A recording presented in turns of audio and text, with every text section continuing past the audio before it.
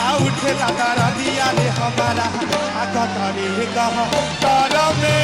उठेला दरदिया रे हमारा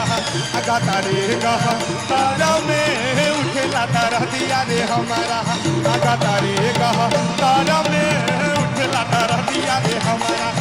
गतरे गह तर में उठेला दरदिया रे हमारा गतरे गह तर में उठेला दरदिया रे हमारा। हमनी के रवि भैया ई जो मंच पे आज हो रहल बाटे ना, हे हमार हमनी के भोजपुरिया हिंदुस्तान, ई मालिनी अवस्थी नहीं नाचत, ई शारदा सिन्हा जी नहीं नाचत, उदित भैया नहीं नाचत, रवि भैया नहीं नाचत, मनोज तिवारी नहीं नाचत, बल्कि भोजपुरी के सुगंध नाच रहल बा।